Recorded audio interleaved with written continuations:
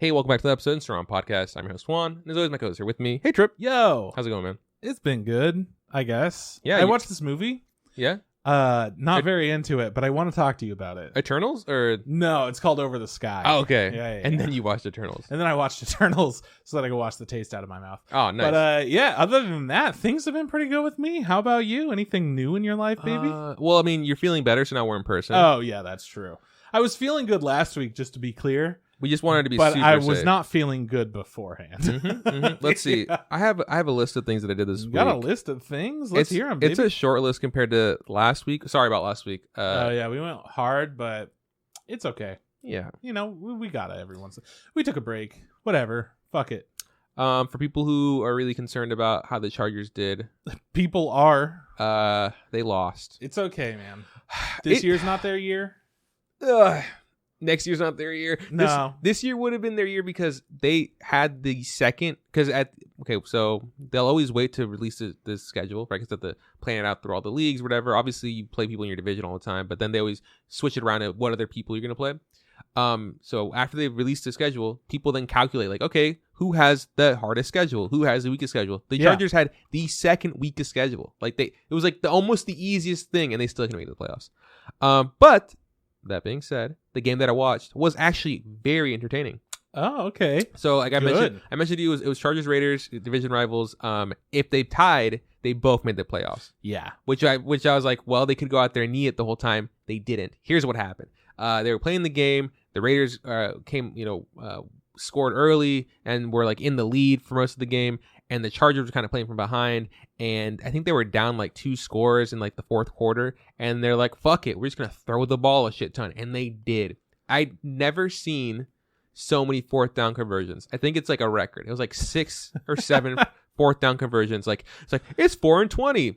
Okay, cool. First down. It was nuts. Fucking nuts. But at the end of regulation, the Chargers tied the game. And I was like, oh, fuck.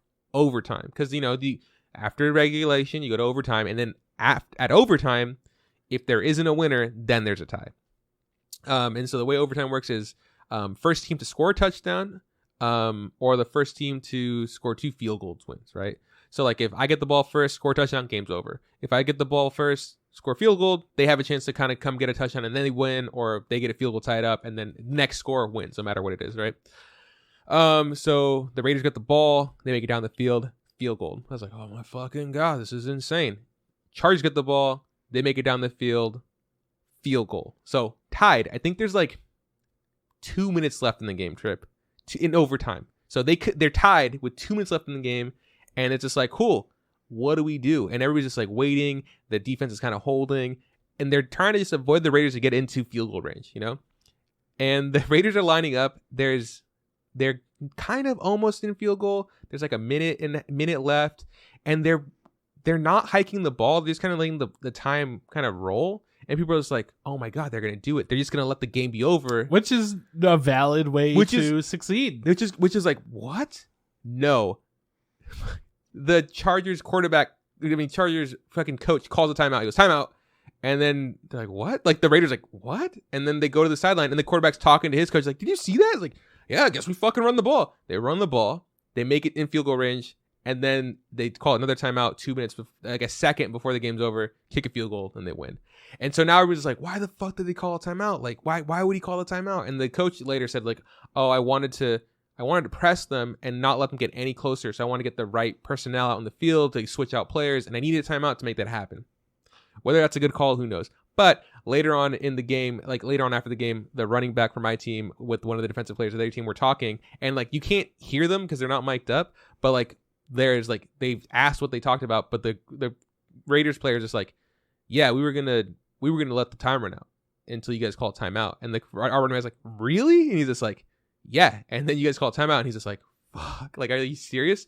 So because of that stupid call, we missed the playoff, which is fine. It doesn't matter. It was a really entertaining game. I've never seen such a compelling game. It would have been cool to win that game. For some reason I remember watching Super Bowl where something similar happened. We watched the Super Bowl was on, and we had to record the pod, and the Falcons were up 20-something to 3 against the Patriots, and then we're like, I was like, fuck it, game's over. Let's just go record the podcast. And then we did. And then after the pod was done recording, the Patriots came back and beat the brakes out of the Falcons. That's what it was. It was insane. We're like, because like you're like, how the Super Bowl is like, oh, Patriots are gonna lose or whatever. Yeah, just fuck it. Yeah, and then at the end it was just like, oh my fucking god, how? And then the Falcons will never stop hearing it. I don't know what the score is. I know that the Patriots only had 3 points. It's like 20-something to 3 or whatever, 30-something to 3. But yeah, it's like a great way to insult a Falcons fan. It was nuts. That was crazy. My game was it was entertaining. I had a good time. Had pizza too. Okay.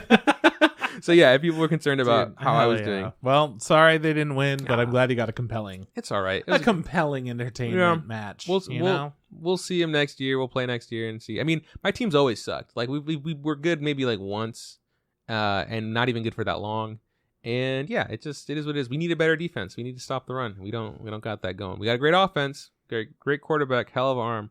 We need someone to help him out.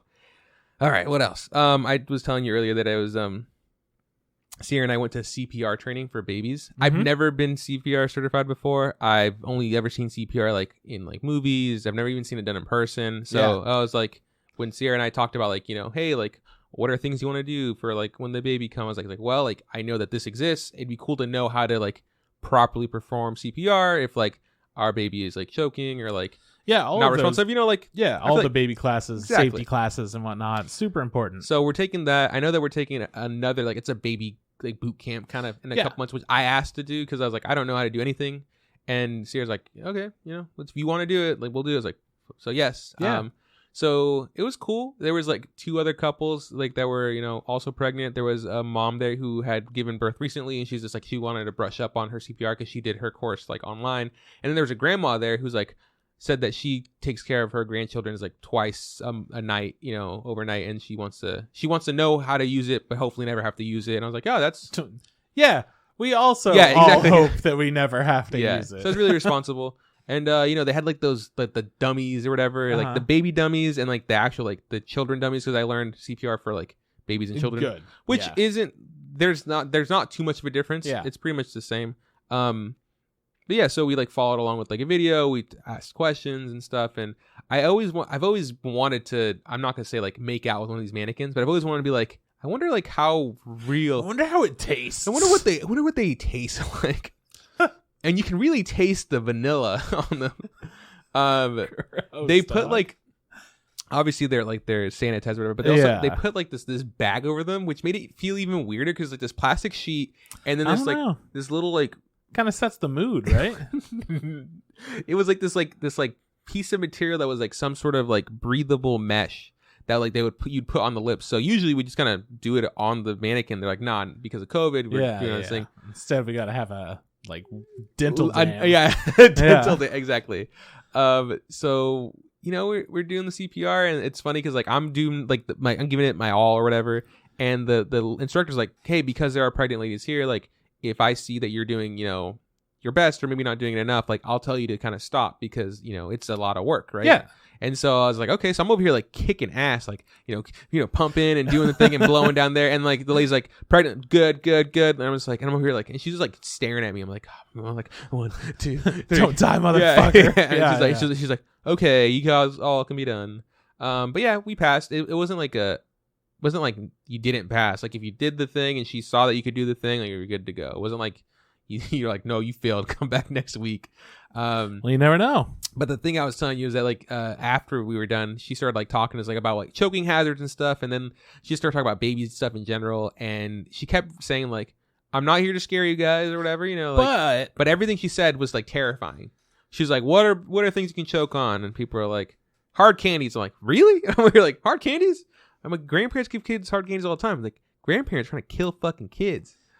Kids die from literally anything. Yeah, man. She's like, it doesn't matter. Like grapes. I was like, I knew grapes, and she goes, unless you want to cut them up in really small pieces, avoid grapes. Yep. I was like, okay. I think I knew that one. And then she goes, what else? I'm like, hot dogs. And I was just like, I'm pretty sure I've been given hot dogs as a baby.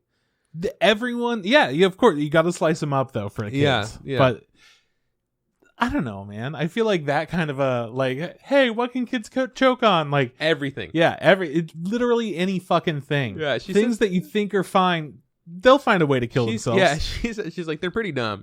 She said she said dog bowls. Like a baby only needs like this much water to drown in it, and she's just like, because their heads are so heavy they can't lift themselves up. She's like, I'm like, oh, and I thought I was like, oh my god, babies are fucking like helpless. They're useless. Yeah, babies suck. They're they have like they can't take care of themselves. Who would have thought? It's fucking nuts to me. The boss baby makes it look so easy though. Yeah, he honestly though he does. He is a boss. Maybe you'll be lucky and get a baby genius. Only if I want a baby genius too. Not as good. That's understandable. You know what? It's fine. But more relatable. Very relatable. Yeah. Honestly, because it was made in the 2000s and not 1997 or whatever. Like a couple of years before, had Crash Bandicoot 3, not Crash Bandicoot 1. It had been released. Thank you very much. So that was cool. I'm certified to give CPR and resuscitate babies and children. So if you got them and they're passing out, bring them my way. You always call me baby. Where does that put me? I can resuscitate you. You can resuscitate me? I can. Oh shit! I'm not certified to resuscitate a man of your size. A grown man. Yeah. But the lady was telling me that the CPR that you do for an adult is the same that you do for a child. I was like, oh, okay. The only CPR difference is between a baby and a child. Like for a baby, you have to like when you inhale or breathe in, you have to cover their mouth and their nose. You know, and for an adult or a child, anyone over the age of 1 is considered a child. You just have to. It's just their mouth, and you have to pinch their nose. So that's the only difference. I was like, the numbers are the same, like the actions are the same. I was like, cool. Yeah, you either eat their whole face or just the parts that they can eat you with. Yeah, exactly. Yeah. I just thought it was really funny. I was just like, she's like, you just want to cover all of it. And I was like, like trying to get my mouth around this fucking baby's face. The trick to it is to unhinge your jaw, which I always do. Yeah, you got to pop it out of its sockets, and then you should be able to wrap the entire head into your mouth. I undo the stitches that are keeping my jaws together. I just remove the makeup and then remove the stitches. And I just really, anaconda that shit. It's great. It's pretty good. The old eel.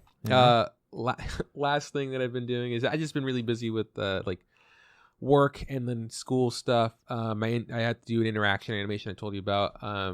I shot reference with my friend Tim. Dude, sick ref shooting? Yeah. What are you doing? Well, okay, so for the interaction animation, it has to just be like two characters have to physically touch each other, and there's like a push and pull and stuff kind of thing going on. A lot of people are doing like, just two people fighting. And I was like, oh, I didn't really want to do that. So my characters are like, the animation is like, two people fucking. No, I also can't do that. Well, you can make a ton of money if you did. I could, yeah, absolutely.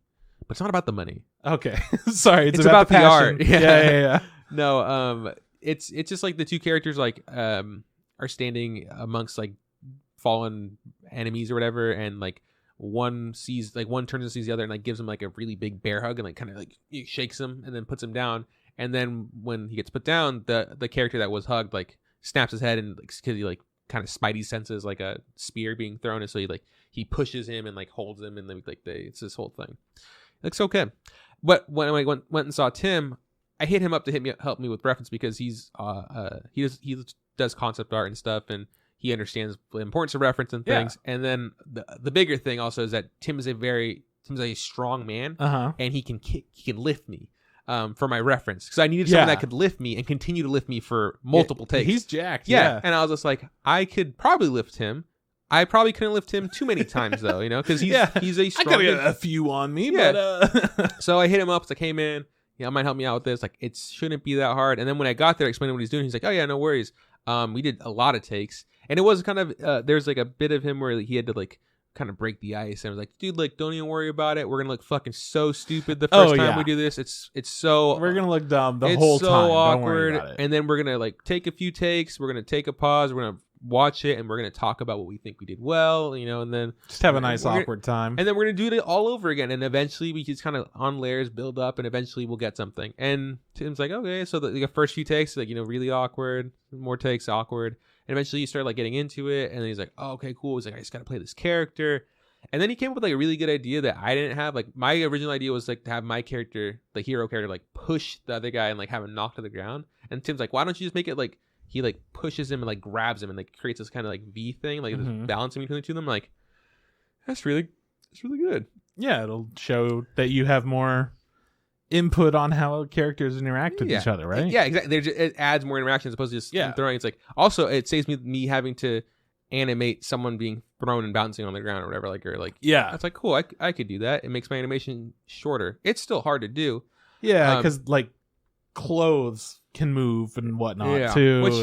Which depending on how in depth you want to go with it, there's all different detail. But it's still, I think it's a good idea. It's like a good challenge. It's only 150 frames, which is like I think like 5-ish seconds. Yeah, nice and short. Yeah, and we got so I was able to like block out my scenes like last night, and then today I had class, and my teacher looked over it, and he's like, "Cool, the shapes are there." He wants me to push some of them to like make them a little more exaggerated so they can read better animation. And then I gotta fuck around with my timing because I guess what people don't know with animations, like you shoot reference to get the way your body moves and feels and stuff, and like the shapes your body makes, but a lot of times you have to change the timing of things, like either like physically, like with a computer, like with editing software, like speed things up, slow things down.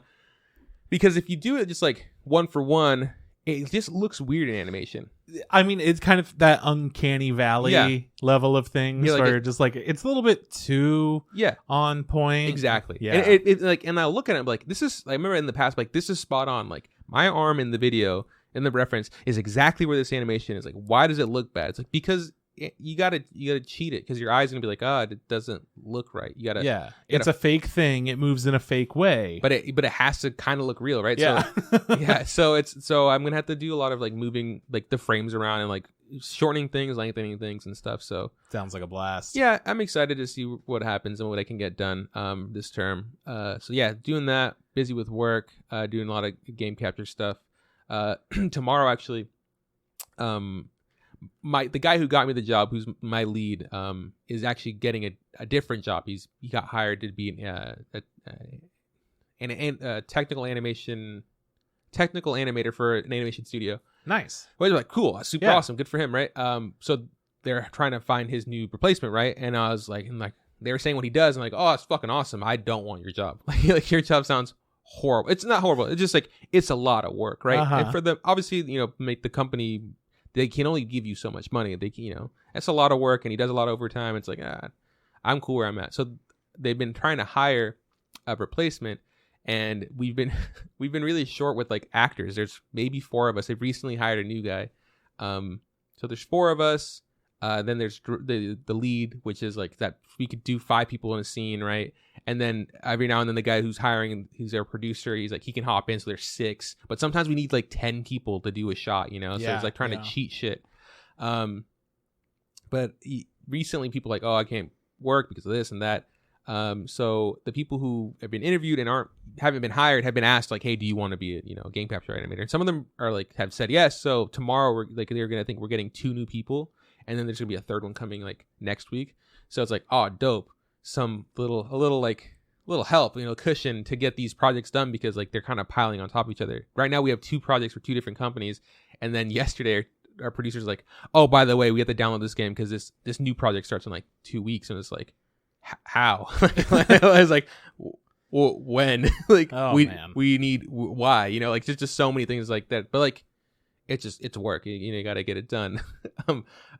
What's really funny is that one of the guys I work with, I think he's from Vegas. He's a little spacey. He's a really nice guy. The things I've learned about him is that he loves buying things on bargain. Like he loves looking for good deals. He might not even need it. When I first met him, we were just chatting. And he's just like, I found these really good push bars, which are like this like kind of like a bumper that cops have that you can put in the front of your car, right? He's like, he goes, like a very specific. Yes, yeah. He's like, I found these really cool push bars, and they're only $1 each, and there's 4 of them, and I was just like, oh, okay, like, so why don't you buy them? I was like, I think it's a great deal because I only need the one, and I can just sell the rest, And I was just like, yeah. He's like, what's the catch? He's like, oh, they're in Mississippi, so I have to drive to go get them and then come back. I was like, I mean, have you considered the gas that it's going to take to get there? And he was like, that is a good point. Maybe this isn't a like best deal, So he's an odd dude. Because there are a lot of people that do things like that. That are like, I'll drive 2 hours to go and just check out this one thing and see if I want to buy it. And then you're like, Why didn't you just find somewhere in town closer, that costs less money? Yeah. I don't know. He loves the idea of like finding something for like a ridiculous, like for a steal. Like he was showing me this giant X-ray machine he found for $8. I was like, why do you? He's like, oh no, I don't need it, but it's only $8. I was like, it also says here you need to be a licensed tech to buy this. He's like, yeah, I got to figure that out or whatever. He's a really interesting dude. That is, yeah.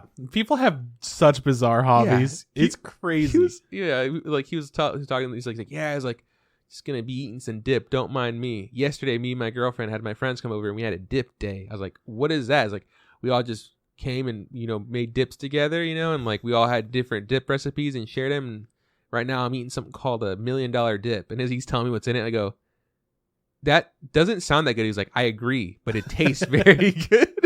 He's like, we're playing, and all here is like, oh, he's like, hey, don't mind him. He's just eating his dip. It's just him eating his dip. We were talking about like getting stuff done, all the projects coming up, and he goes, he said something like, yeah, can the other team take care of that one? And then everyone was like, what do you mean? It's like, well, yeah, aren't there other people who capture? It's like, no, it's the 4 of us and then no one else. He goes like, that's the entire capture team for the company. He goes, are you serious? Like, he's like, really? He's like, oh, but our producer leaves all the time and he says he's talking to other people. I just thought he was just talking to the other recording teams. Like, no, he's talking to clients and editors and his boss, and it's like, and then he gets back to us about what he wants and what they need, and it's just like, we do everything. He goes, oh, that's fucked. We need some help. I was like, yeah, we need some help. So luckily we are getting some help, which is cool. I mean, it's also, it'll just make the jobs go by faster. Yeah. Which is like really nice. I mean, the longer it takes, the more money I get, but also like, I don't want to sit there for like 6 hours doing some stupid shit. Yeah. I agree. But that's a job, right? It's like, that's what you do. Like, it's a job's a job. You gotta do it. Yeah, it's good experience. I can also just say, no, I don't want to work, Yeah, that's fair. You can always just opt out. They're super cool about it. Like I can be like, hey, this next project, I don't want to do it. And they're like, okay, no worries. We won't bug you. So, but yeah, that's me, man. Been busy with work, busy with school, chargers, CPR. Hell yeah. How have you been? I've been pretty good. I gotta say, I haven't been doing any life-saving skills lately. But that's all good. I'm okay with that. Do you know CPR? In health class when I was 13 or 14, It's changed a lot. All I'm saying is that's the last time that I learned it. But I did learn it. We were a little bit more in depth than the ones that my friends took in high school because it was a summer class. So all of the students were there for hours at a time. To learn just CPR, or was it just like a health class? No. It was just part of health class. Yeah, for high school. But still. Remember health class? Yeah, that was crazy. I mean, I took, it was over the summer. Summer? Is it just so you could get it out of the way? Or? Yeah. That's smart. It freed up an elective, yeah. That's cool. It was one of the only good decisions I made in school because at a certain point I was like, none of these things that I'm trying so hard to do line up have been worth it. Yeah. Like, I wound up dropping out of AP history because I didn't like it at all. I didn't like the work that entailed. I didn't like a single part of it. And I was like, you know what? If it's going to help me out in college, I don't want to do anything with history. College, yeah. I don't fucking care about this stuff. I'll just take a regular ass class.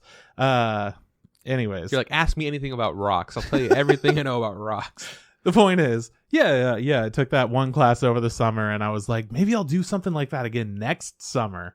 And then no fucking way. I didn't have any idea what would be the equivalent of that, where it's just like this one-off kind of class. Yeah, I'm gonna get AP English out the way. You can't, right? Yeah. That is really funny though.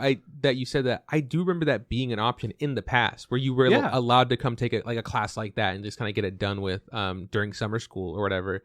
It was fun. It was different.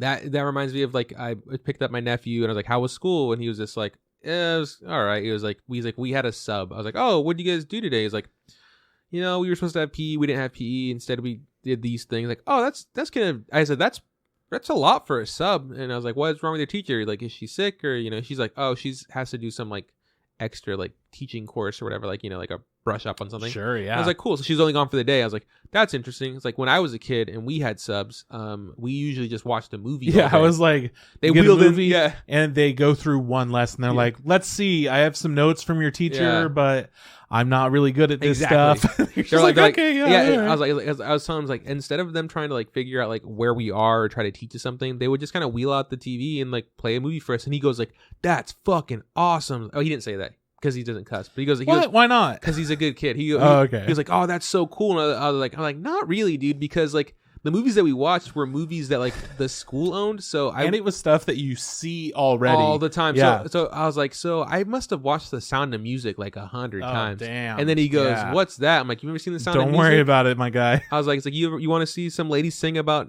fucking during Nazi Germany going on? He's just like, it's pretty fucking awful. And the worst part is some people liked it. So there's like, please, they would vote for The Sound of Music. It's like, hey, we can watch The Sound of Music or we can watch, what's that other one? Oh, it was like Little House on the Prairie or one of those kind of like shitty, like, old timey shows or movies or whatever. It was just like, like, I don't remember what it's called, but I remember being like, I guess we're watching fucking Sound of Music. Sound of Music. Thank you. Gotcha. I was like, God, it's the worst. And I was like, so yeah, it sounds cool, but it wasn't. So yeah, subs suck.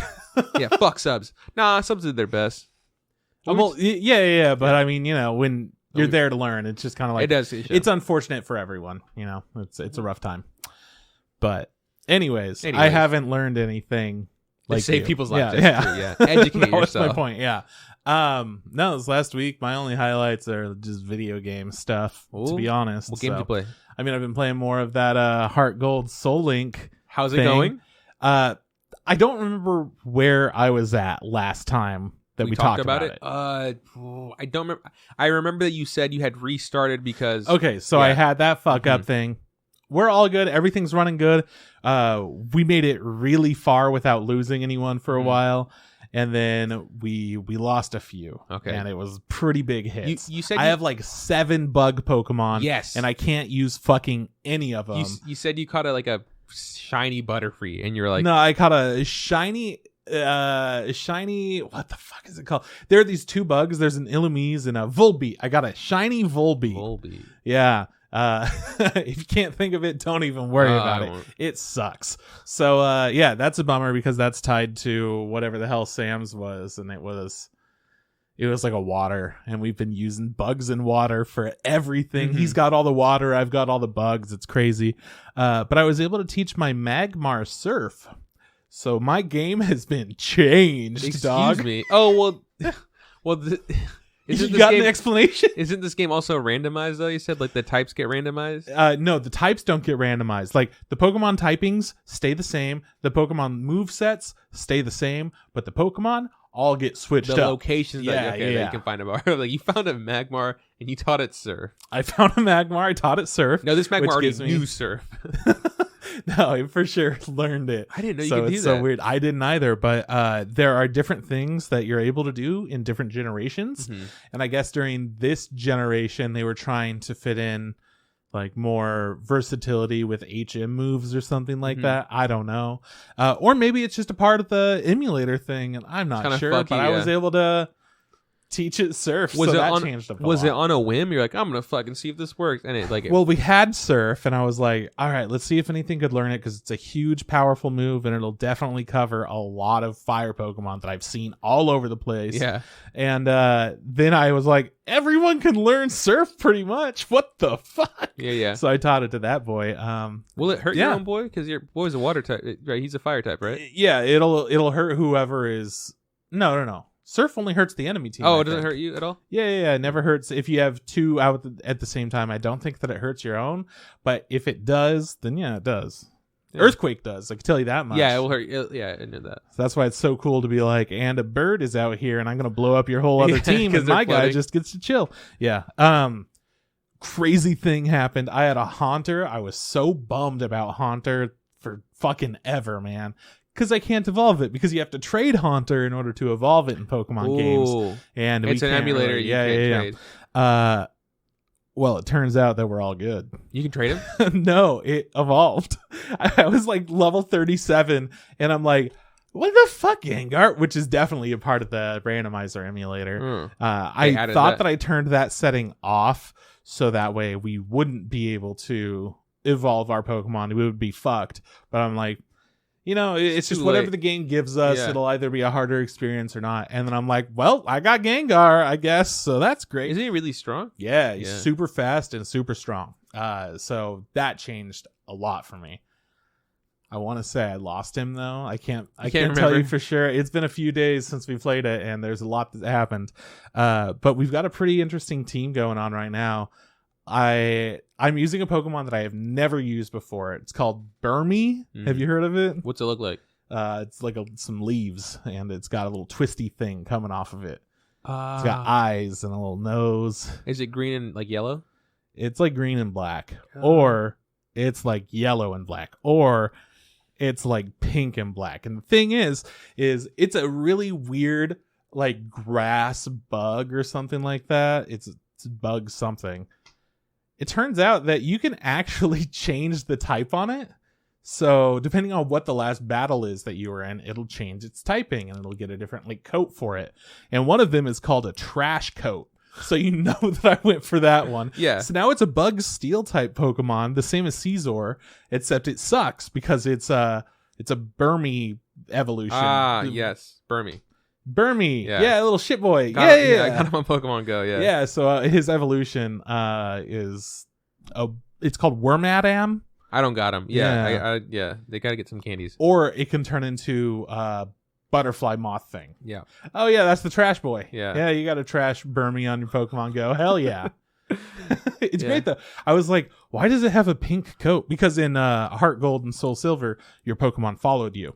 So I was like, oh, this fucker looks different. What happened to him? So I learned about Burmy, and that was a crazy time because I had seen him, but I've killed him in every instance, assuming he's grass or bug or something, and it always works out. So yeah, well, like when I play Pokemon Go, because like it wasn't until later generations started doing like, hey, like there's a different variant of this, so like I got a Burmy or whatever, and it looks green when I click on him. Yeah, and then when I open it up, sometimes he's pink, and I go, oh, it's a shiny. He's like, no, it's just a different version. Yeah, like right now I'm catching like this deer Pokemon that's like Stantler. The elk. Fucking she's not Go-Go.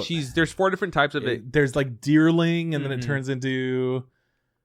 There's a snow one. There's a forest one. There's like a spring one. You've seen it more recently. I don't know what they're called. I don't know what ever called ever. I can look it up if you really want. It's great. Sawsbuck. I got it. Don't worry about it. It's called Sawsbuck, and it has 4 different types depending on the seasons in Pokemon Black and White. That's where it first came out. Yeah, it's like Deerling and Sawsbuck, and SAWSBUCK. Yeah. But yeah, you're right. The first one is Deerling. Yeah. I'm right about both of them, I think. But yeah, I like that kind of lot. I like the things that change in games like that, depending on the scenarios that are going on. Like cast form changes depending on the weather. Yeah. And Rotom changes depending on, I don't remember, but he turns into like a lawnmower and shit. Bruh, which one's that? It looks like a little like water droplet that's orange, and it has like electricity eyes and arms. Interesting. I don't think I've ever seen that guy. I will say that the cast form, I have all of them. I can't get the snowy one because it's never fucking cold enough here for it to snow. Yeah. Man, bullshit, dude. It's fair. Fucking garbo. No, is it? Yeah, I also like that. I think it's entertaining. Except sometimes they do like stupid shit. Like this one's just the boy version. This one's just the girl. Like I don't care. I want a completely different color, and I want to evolve a different Pokemon. I recently caught. I don't know if it's a lowland type or whatever, because that's the thing, right? Yeah. There's a Galarian and a lowland. Okay, it's either Galarian or lowland. That might be it. Or I think it's the one where it's like they were like an old timey England. What's that one called? Galarian. I think it's a Galarian Mr. Mime, and he's fucking terrifying. Mr. Rhyme. Oh my god, he's scary. Yeah. I caught him and I was just like, this isn't a real Pokemon. Like, this is like someone fucked up in the game and added some shitty code. Nah, he's just like black and blue and white, and he's like pointy. He's like scary as fuck, dude. Yeah, he's gangly and pointy at the same time. He's kind of like robust. I don't want to. He's got a mustache, I think. Yeah, I don't want him, but he's there. Like, I can't get rid of him. Yeah, the horrors of Mr. Rhyme. There's some cool Galarian things. I can't remember what they are, but there are some cool ones. Yeah, there's like coughing and wheezing. The top hat or whatever. Stupid as hell. I love it. Yeah, I think that's also when they added Farfetch's evolution. Surfetch. Surfetch. Yeah, I like that guy. That guy's pretty dope. Got one of those. No big deal. There's some cool Galarian shit, man. Pokemon. Yeah. Cool. Anyways, our experience has been pretty solid in Heart Gold Soul Link so far. Yeah. But it's just been an endeavor. We have made a lot of progress. We haven't lost any, no crashes or anything like that. You've been saving. Been saving a lot. Been having a really good time. And every once in a while, it's just like, oh no, what happened? What Sam happened? keeps getting crit. We'll have like confusion and it'll fuck us over. Just all different kinds of things. Self-destruct. Are you constantly? Are you not allowed to like heal them in a Nuzlocke, or only? Or You if can. If they die, it's they're like if they faint, die, they're dead. If they faint, then you'd get rid There of are them. a lot of sub rules that you could set for yourself. But the ones that in you're general, following. the ones that we're following is when they're dead, they're dead. You can Mhm. only catch one Pokemon per area, and we can only use like different type Pokemons on our teams. Mhm. And if our Pokemon dies, then the other one that's linked Also to dies, it yeah. also dies. Well, That's essentially our rule set for everything. yeah, but I'm saying like if your Pokemon were to get like slapped or poisoned, you're allowed. Yeah, to we cure could it. get Yeah, rid of okay. it. But if they Yeah. faint, they're like, cool, well, we have to get rid of it. Mm-hmm.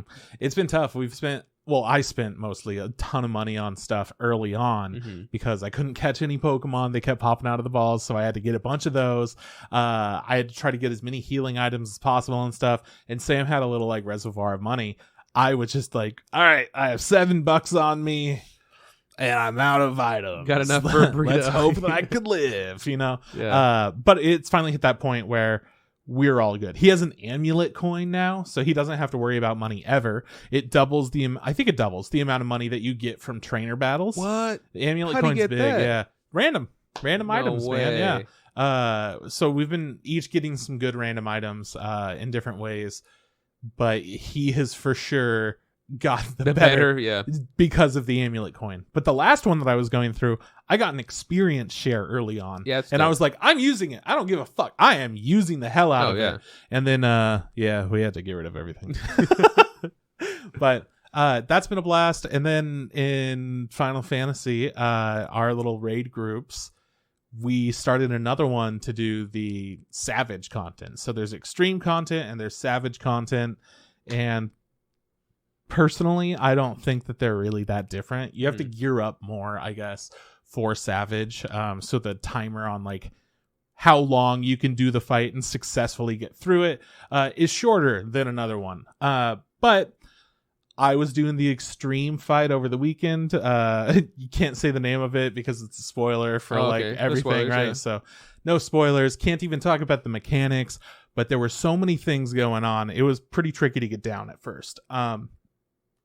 There's like one specific mechanic that's in a few other fights, some that we've done, but the way that it works is just different enough for me to like mistime things and get one shot and die. And a lot of other people also do that until you like figure it out. So I figured all that shit out, had a good time. And then I joined my raid groups to do it. So the first one, we did the first savage fight, which is apparently crazy difficult. Had a lot of fun. And then somebody posted all of our numbers for it, like how much damage, how much healing, how much damage taken, all that kind of stuff, right? And it compares you with other people in the world that have done stuff like that before. And in the savage fight, I was in the top 89% of healers for sages. Felt really confident about that. Felt really good about that.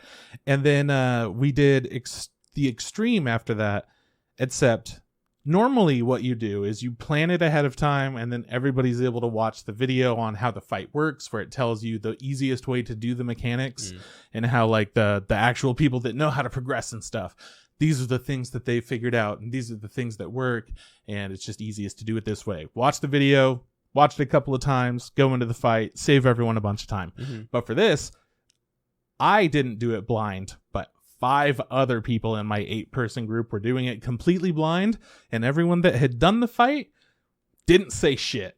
We just let them do whatever. If they told us what their plan was, we did exactly what their plan was. So we got to watch them figure out every single mechanic, call it all out, and like put an entire fight together in 2.5 hours. And as I'm watching this, I'm like, how the fuck did you figure this out? Like suddenly 2 people just die and they're like, okay, so how are we going to deal with that? Are we going to try it this way or like that way? And just like tested all these different things, and we're able to put pieces of the fight together. There's a point where the boss will like attack all of the different roles, which is healers, damage, and tanks. It'll attack each of the roles, but it's so hard to tell what's going on during that part. I was floored that people were able to figure that out like immediately. Like, oh, maybe it's attacking the roles. You can't tell because everyone's bundled up together, and it just does like 3 giant attacks, but people are dead in 1. Like, it was craziness. So you watched 2 hours, people like fucking just like tearing apart this match, huh? And like learning how to trying to figure it out piece by piece and actually doing it. Finally, at the end, I think there were 4 of us alive. Of course, it was the 3 of us that have done the fight and knew it, and somebody else, and it was like casting the enrage spell that'll kill everybody. So we all just like hunkered down and beat it. Like, as we're watching the timer, it was like right about to go off. We're watching the 1% health drop down 0.9, 0.8, 0.7. Yeah, it was really fun. So everyone was really entertained by that.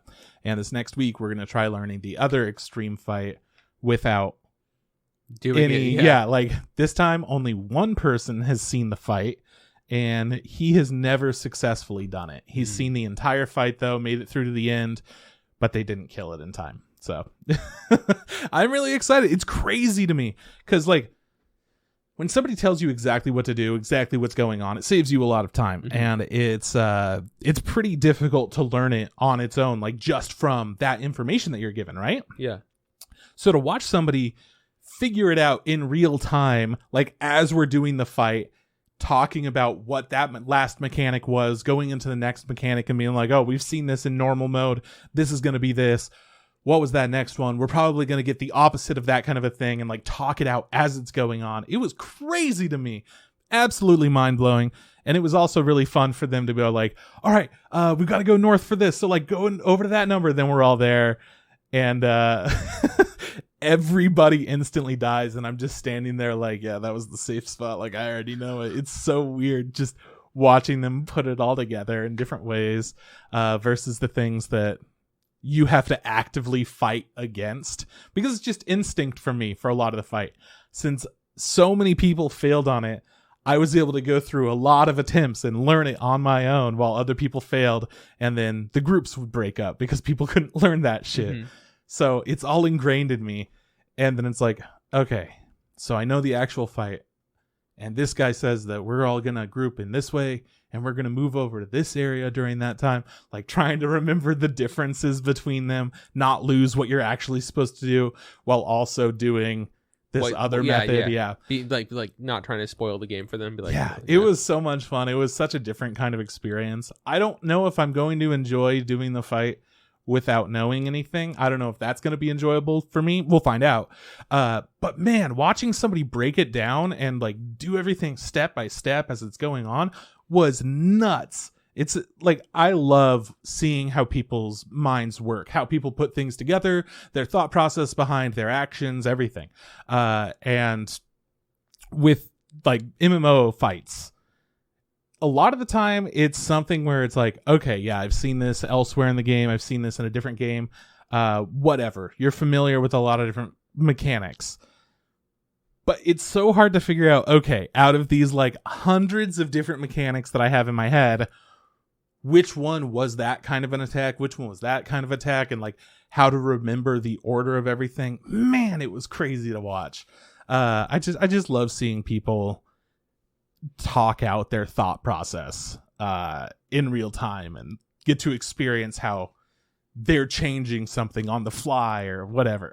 It was enjoyable. Everyone was able to give a little input, but there was one guy in particular who was very good at figuring it all out. Sounds like you like sat down and watched like a master class happen. You're like, yeah, it was kind of like a TED Talk type situation. Like, well, what does this mean? Yeah, sitting there like, oh my god, how did he just learn that part of the fight? Next level. That was nuts. Or they're like, oh yeah, I totally know how to do this. And I'm sitting there like, how did they totally know how to do that already? Like, what the fuck? It took me forever to learn how to move in that kind of a pattern. Like, whoa, you're crazy. Next level gaming, dude. Sometimes, you just kind of know. Right? I mean, you know. But then for that one, I was, you know what, I'm going to go lower. I think I was 93, but I'm going to say I was 92 top percentage of Seems Sage. pretty good, yeah. So yeah, like really high up there. It feels so satisfying considering this is a new experience for me. I haven't done this kind of like MMO in-game rating type stuff for a long time. And when I was doing it in World of Warcraft, usually we would hit some kind of a wall. And I never knew if it was myself or other people or what was going on because I was always giving it everything that I had. But like, you don't know, whatever.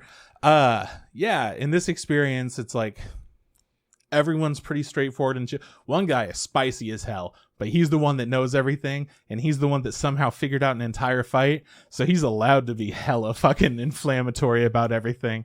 Just very opinionated and very strong wording of certain things. Gamer word. Big gamer obviously time. No, nothing bad, just a little bit more like off the handle. Yeah, like if something goes wrong, then it's very gamer. You know, he's a passionate gamer. Let's just put it that way. A lot of effing and jeffing, you know?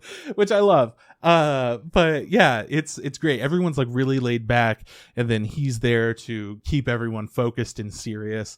And I don't know, man. It feels good enjoying the people that I'm playing with, knowing that I'm playing well, knowing that I have like these other things to improve upon and like work towards. And yeah, actually, since seeing our numbers, everyone's like really happy with all the positions that we've been doing. But now everyone's like, I mean, maybe we should mix stuff up. Yeah. Like normally, maybe we're too good. Like my partner healer, she's fantastic, but it might just be because of our classes. But she was doing so much less healing and stuff than I was, and she parsed a lot lower than I did as well. Which seems weird because she's such a solid healer. Like, I never have to really worry about healing, or if I fuck up, she's usually got my back. She's on top of stuff. But she's also really good at DPS. So we're going to switch her over to DPS, and our best DPS, we're switching over to heals. Just to fuck around and see. And I'm pretty excited for that mix-up. It's going to be interesting. Just because everyone's kind of just doing what they need to fill the role of, like whatever's necessary. So now we're starting to do, all right, people can mix stuff up, but I'm also here like, I haven't played the game that long, and I only have 2 healers. Can I just be like, this I only character? have 1 that's the high level, so yeah. Is it okay if I just... Yeah, you do whatever you want. Yeah. Yeah, man, who cares? You're parsing okay. And I'm like, yeah, I'm that's pretty, fucking right. I'm pretty fucking good at this game, so What? Yeah. But the worst part about all of that, though, is that the other people that have done that fight have done it so many times. Yeah. Each time you clear the fight, you get 48 token things. Or, sorry, you get 1 token thing. And then one guy has 48. The other one has 53. Damn. And it's just like, dude, you guys have cleared it so many times. I'm sitting there at 6, but on my first one, the mount dropped from the fight, and I rolled a 97 out of 100 and got it. And I never have to fucking do it again if I don't want to. But these people have done it that many times and still haven't gotten them out. I have no idea what that means. Oh, the thing like, that you're winning. Okay, yeah. The thing to ride on. Yeah, the riding thing. Which is a Diamond Panther. And you rolled a 97 out of 100, you said? Yeah, on my first completion. I had to roll a dice. Yeah, like for every item, it's you have to split it up amongst 8 people. So everybody rolls on each item. Sometimes you're limited to 1 thing depending on what it is.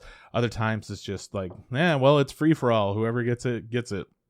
So I rolled the highest and I got it. Oh, so you get first dibs, or you get the best thing? I get first dibs on that specific one. So you take them out. Well, it tells you each one you roll separately for. So it'll be a mount, like a weapon, music scroll, whatever. So anyways, I got the mount. Everyone gets something. No. Really? There are 3 things that drop. Ah, okay, that makes more sense. And this one never really drops that often. And you got it on... It's a 97. It dropped the first time, and I got it on the first time. Yeah, mine. Yeah, well, I don't even like it. I wasn't even there for that. Yeah. So now I just have this kind of like shameful, hey, I struggled my way through, and I got it. But I had to, so now I got a 97. And I'll help everyone else out even though because it would look cool. Diamond Panther sounds fucking sick. Yeah. It has cool ass wings and stuff, but it also it looks like the monsters in Eternals, which you'll be able to figure out what that means next week. Yeah, for sure. But it's like this like a very tubular kind of monster. It's got all these different like veiny tubes on it. It looks like it's made out of a bunch of cables. Kind of think of it like that, right? Yeah. But they're diamond colored, which in video game terms, that's like light pink and blue and white. You know, it's whatever. Anyways, yeah, I got it. It would look cool, but it's ripped as fuck. It's jacked as shit, and it has this tiny little head.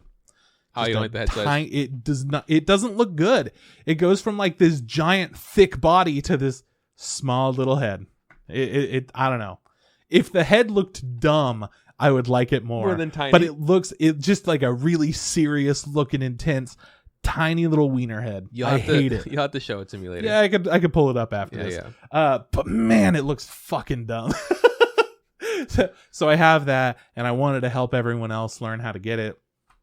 And we were able to get through the fight, and people can now do that in our coming weeks. Now that we all know how to do it, whatever.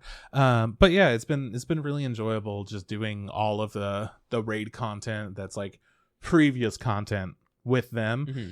And now we're doing current content, which is something that nobody really thought this free company would want to do together. Yeah. It's just a very different beast, I guess. For me, I just see it as the same as everything else, because I'm just trying hard all the time.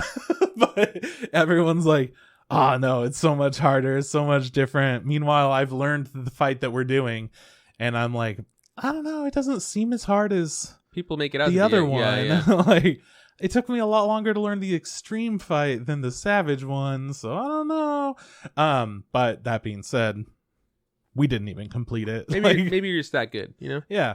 And I got to do that with Kyle too, and him and I haven't been able to do that in-game difficult content together yet. Mm-hmm. So finally, we were able to get together at a good time, and he was able to join us. So now he's a part of our static group, whether he likes it or not. Now we're going to do that super hardcore content, and he has a weekly commitment to that now. Good to know. So anyways, it's been fun with that. Video games, all that. Watched Eternals, like I just referenced. Yeah. Let me tell you, Eternals is okay. Yeah, so I've heard. And I'm watching it, and I'm going, I don't think this is the kind of superhero movie I like. And then as it kept going, I was like, yeah, this isn't the kind I like. Why are people defending it so much? I don't know if you saw when it came out, but there weren't great reviews from a lot of people, and then there were pretty good like critic reviews, I think. And a lot of fans came out saying like, oh man, no, this movie is fantastic. Yeah. They were doing something different.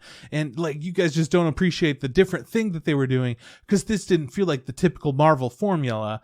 And I'm sitting there like, yeah, but this is the kind of superhero shit that I'm not a big fan of. Mm-hmm. It just didn't grip me in the same way that other things have that I've enjoyed so much more. I've heard a lot of like people like in the industry, when they were describing it, giving reviews, saying it kept using the term, "Oh, it's very dense." It's like, it's a very dense story. Well, it was 2.5 hours long. Say, like, and it's a nice way to say like maybe like overcomplicated or like nonsense, right? Like, you know, like it's like it.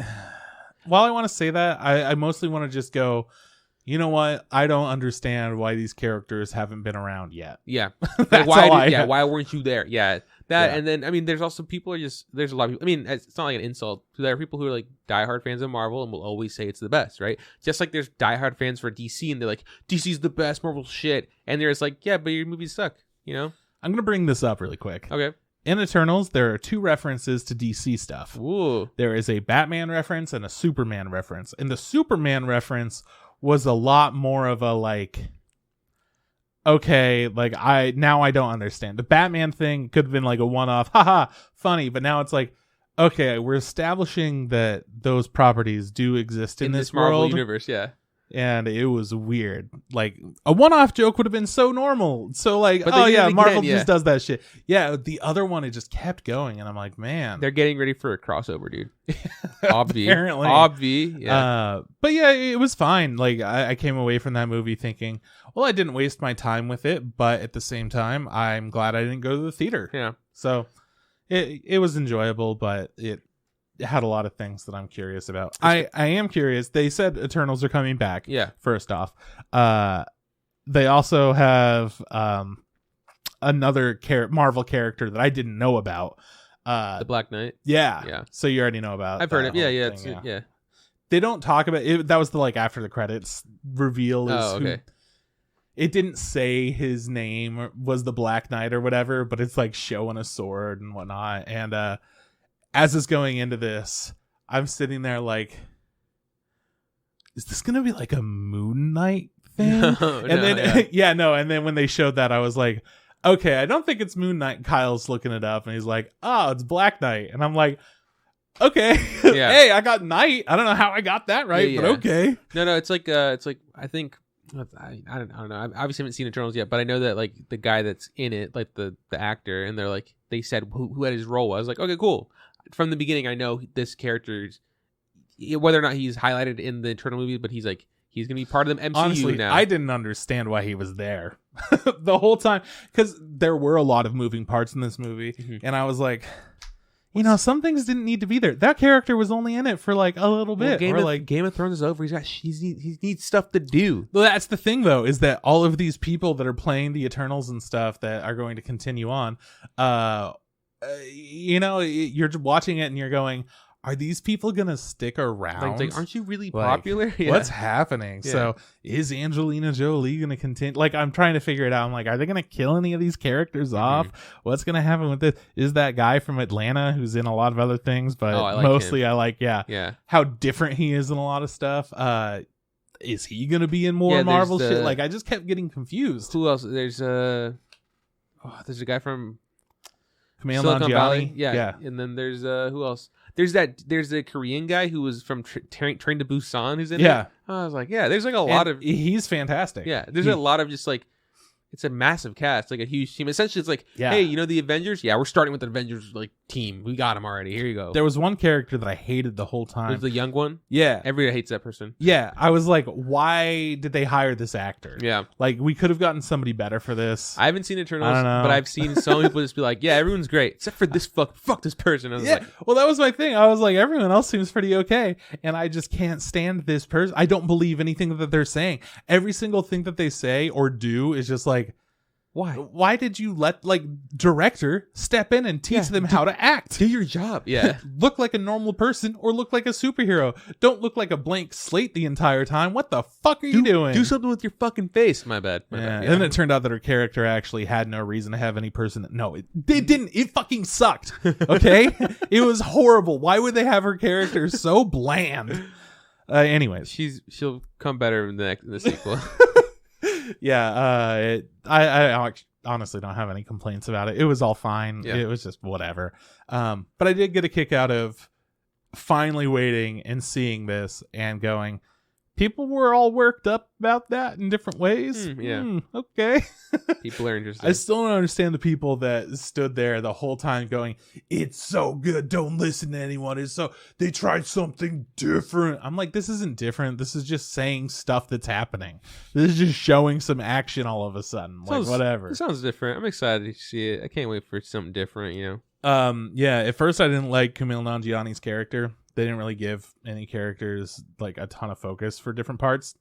But then finally, once we got to see him doing stuff and talking and showing off more of his personality instead of just his cocky fucking face. You're Yeah, no, I actually liked him. He was the fun comic relief more than anyone, I think.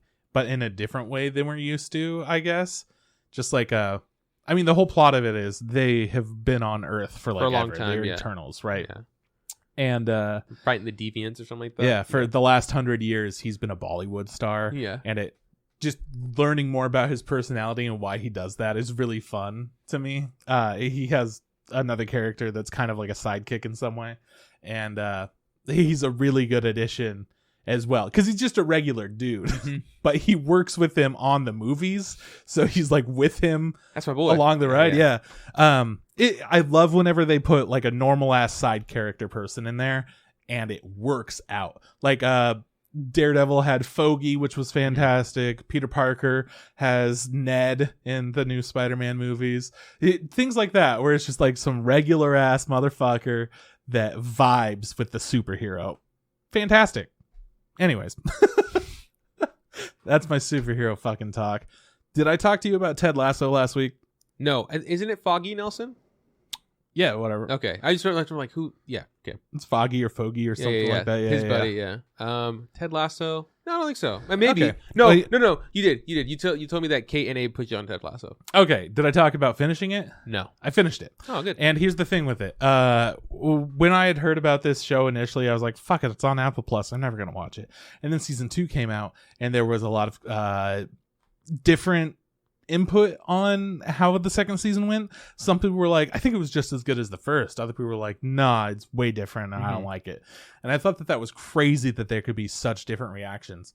But then after watching the second season of Ted Lasso, yeah, I get it. I don't like the second season.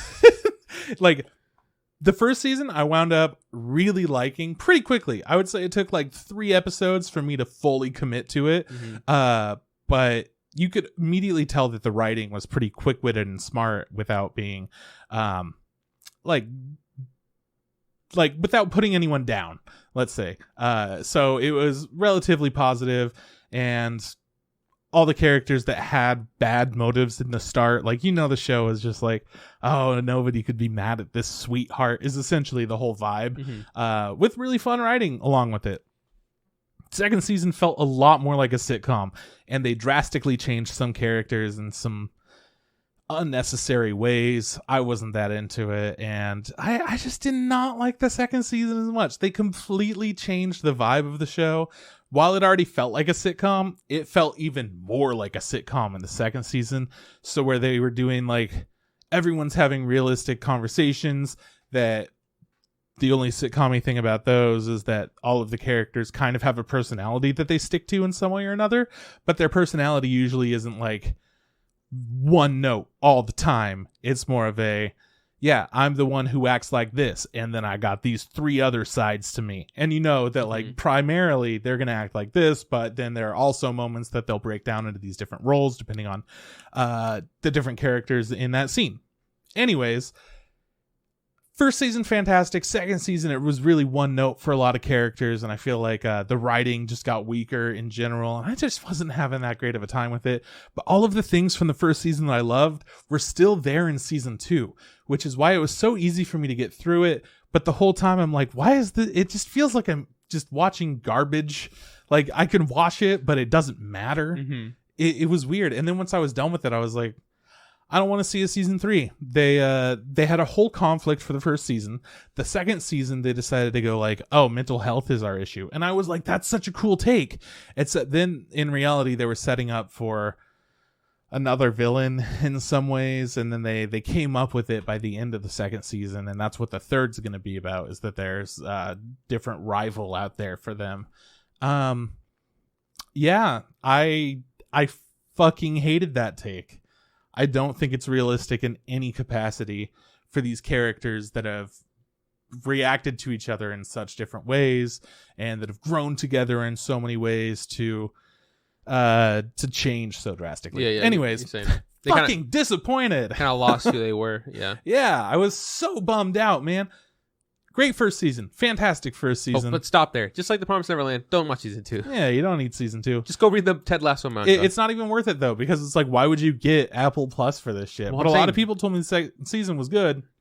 Anyways, I got it for free. Don't get Apple Plus. Watch season 1 on YouTube, and then read the Ted Lasso manga and finish it all. Then it's different. Exactly. That was based off of a little skit. Like really? a 3 or 4 minute skit. Like an SNL skit or something like that? Yeah, something like Makes that. Makes sense. Yeah. Jason Sudeikis, and I don't remember the actor's name. He plays like a red-blooded American that like does soccer, right? Yeah, he's a football coach from the United States. Teaching soccer and now he's going to go do a football coaching in Europe. Yeah. But he went from like high school football, maybe he was even younger than that, I don't remember, to like super elite soccer. Yeah. Yeah. Exactly. I've seen clips. So. I mean, it's one of those things like I like Jason Sudeikis, but not enough to like get Apple Plus. Yeah, exactly. Or Apple TV or whatever. But man, he is fantastic in that role. Yeah. Honestly, blew me away. A lot of the things that they did do about mental health and depression and anxiety and all that shit, I think that they handled it in a really good, realistic way, without showing like it's a detriment to people. It's showing that you can like overcome things and that you should ask for help in a lot of ways. And yeah, it was an interesting take on certain issues, but then at the same time you're also bastardizing these characters that had so much more to their personalities. Anyways, good show. Wouldn't recommend Don't watch it. Yeah, that's always great show. Don't watch it. I hate that so much, but that's exactly how it is sometimes. Yeah, and I'm gonna say that that's my week, man. Yeah, I got a new graphics card. Doesn't really matter, but I got a new one, and I had to bend my PC. I told you about that. You had to make it work. Yeah, my case wasn't big enough, so I had to bend part of the case where like it's just a lip. It's an extra little lip that just holds on the cover a little bit better. I had to bend that shit out and like get it in somehow, and then bend it back. Yeah, somehow make everything work. I had to adjust the one of the fans in my case, which I had never done. I've just always left them where they are. But I learned how to do that and slightly adjusted that so there was like a 1/4 of an inch more, and I could fit the new graphics card in there. And immediately, I'm noticing things are running slightly smoother. Yeah. I'm just like, wow. Look at that. I don't lose a single frame. Like, lost you know, one. sometimes it'll be like, oh, everything's running beautifully and perfect. And then you load a new area. And it's like, you know, one of those things. Yeah. No, it's nice. Not even. Oh, man. Living that smooth life in the future. Shit. Yeah. Dog. I'm playing a game. I don't know. I mean, I don't know what type of graphics card I have, but like I'm dropping a lot of frames or whatever. And like there's like tearing and I go, I don't give a fuck. Like it's like I'm not actually playing this game for fun. It's like for the job, you know. If you're getting don't you have to capture it? I don't capture it. Oh, okay. The guy that captures it, and he has a really nice PC that runs it all or whatever. No, interesting. Yeah, so you should turn on VSync. Maybe see if that helps. I've noticed that whenever I have tearing, I'll turn that on and I'll be like, it runs perfect. Interesting. Like, I mean, I don't know anything about my computer. I just turn it on and go download the game, play the thing, problem solved. Whatever. It's in the video game settings for most things on PC. Okay, anyways. Nah, don't talk to me. Yeah, don't talk to you. I'm a grouch. Don't That's talk to what me. this fucking job is, man. Don't talk to me about video games. I don't like to talk about work, okay? All right, my bad. I should just back off of video games. God, man, all you want to do is talk about work. All I want to do is talk about work. I'm so sorry. You know, your work interests me. Maybe if you would talk to me about something for once, I hate it. We could save this marriage. You don't have anything to talk about anime, right? That isn't. I mean, I will say. Talk about, that's what I'm saying. No. Yeah, all I'm gonna say is we both watched Attack on Titan, and we both feel similarly. Yes. Can't wait for more. Holy shit, man! It's good. We're excited. We don't want to spoil anything because nothing's spoiled. It's massive. So I just didn't know because that's the only other thing that's anime that I've watched. Yeah. That's all that I want to say about it. Okay, good. We're good. I haven't watched any more anime. I'm looking forward to though when this episode's out. We are going to be going to the movies. Yes. We're going to go be seeing Belle, starring our favorite characters, Beauty and Beast. That's going to be very exciting. We're both big Cinderella fans, so this is especially going to be good for us. My favorite dwarf is Sleepy. Yeah, see? So we're going to have it. Thanks, Mamoru Hosoda. Is it drowsy? Is he sleepy? He's sleepy. Yeah. Okay. I was like you got Sleepy, Beepy, Jim, Happy, Dopey, Fun, Smiles, and Doc. And Doc. You always got to remember Doc. PhD. Yeah. He's the one that gave Cinderella the drugs to become Beauty and go and fuck that dog or whatever. Yeah. Or cow. I don't know. I haven't seen the anime. You know? Yeah. Was it Hosoda? Yeah. It's the guy that did Mirai, The Girl Lived Through Time. Yeah. Yeah. Digimon. You know, like Summer Wars. There's one more. I can think one more. Wolf Children nailed it. Yep. I mean, there's more. Like, I just remember. Dude, he's in the movie. Come on, man. Yeah. So yeah, we'll be doing that tomorrow for next week, which we're excited for. Especially after watching this shit movie, which we'll talk about in a sec. But you have news for me. Oh my god, do I have news for? Oh my god, dude. Yeah, I got news for you. Okay, let's do it. Okay. How are you doing this? Because you kind of teased there being something massive. Are you doing that right off the top? Yeah, that's the first piece of news I got for the end. I'm just gonna go right now. Where are you putting that? Let's get into the news. Okay. Scott Pilgrim anime series is in the works at Netflix, animated by Science SARU. Yeah, actually, no, I did see this. Yeah, this is huge. Yeah, you didn't even try. Try to what? To tell you about? To be? It's cool. Yeah, I was like, it's fucking huge. I'm excited. Dude. Yeah, it's so cool. Yeah, I'm stoked. It's like dope. Netflix has their hands in the fucking bundle, but Science SARU, I trust them. Oh yeah, I love They're them. doing great shit. Oh, so for sure. yeah, Scotty P. There was like a couple of animations of Scott Pilgrim. There was Scott Pilgrim versus something, but it wasn't the world. It was like a different. Yeah, It was like something the animated series or whatever. Maybe it was Scott Pilgrim versus the animation or something like that. yeah, I can see that, which is pretty cool. You and I really like Scott Pilgrim. We like the comic book. We like the movie. Right. I want to play the video game. We haven't played the video game. We could. We'll do it on stream. Or is that too much like your job? It's too much like my job. I could do it. Yeah, whatever. Fucking, I'll do it. Whatever. All right. But yeah. So when I saw that they're making anime, I was like, awesome. The animations that I did see before, I also really liked. I felt like it was really true to the comic book or whatever, and it was like, I don't remember if it was the exact voice actors. It sounded enough like him that where I was like, it could be him, you know. But yeah, this is super cool. I think I agree. I think the reason I'm excited for it is because of the studio, not the Netflix part. Yes. So first off, okay. Scott Pilgrim animation. It's been a long time since Scott Pilgrim's been popular. I don't know, relevant to the zeitgeist or whatever. Yeah, exactly. So just very bizarre that we're getting that. But then the studio behind it as well is so exciting to me because I feel like Scott Pilgrim, the comics, have a lot of moments that have that surreal aspect. Yeah, that the movie was able to capture in some ways, but not in the exact way that the comics have done. Yeah. I think that they're going to be able to nail certain things better. Like if we're able to go into the Halloween arc, I feel like that's going to be an exciting thing for us to see animated. I think that I think that Science SARU probably is like one of the best fits for what Scott Pilgrim has like to offer. And I guess it also you said, oh, it's strange that you think they would pick up Scott Pilgrim, you know, like it seems like a weird thing because it's so old. Of that Star Wars animation, which I still haven't seen, but I know we're talking about the on the Visions or whatever. Yeah, but I think it just kind of lends me to believe that the people at Science SARU like the Scott Pilgrim stuff, right? Because like it's like why? It's like no one's asking for this, no one's clamoring for it. It feels like something that they're like, we want to do this, right? But Netflix has been weird about like old weird cult shit. Like they just made a live action Cowboy Bebop. They did, yeah. Which like nobody was asking for that. It's not relevant. It hasn't been relevant in so long, but maybe that's their trick. Maybe their trick is just to get. I mean, obviously, everyone's trick is to just redo old IPs because no one wants to write anything new. But I mean, I'm not upset, and I'm not upset because of the studio. Yeah, and maybe I don't know. Maybe Netflix is really not involved, doesn't touch it, and this is a great show. We'll see. Because the only things that I know Science SARU has done with Netflix are Devilman Crybaby, which I liked a lot. Yeah, and Japan Sinks 2020, which I also enjoyed, but for different reasons. I did too. Very different kinds of things. Yeah. Not for everyone. No, not perfect. I don't think either of them are for everyone. No. But the Scott Pilgrim has me interested because it can be for a bit of a younger audience than the other two. Yeah. While also bringing in older fans.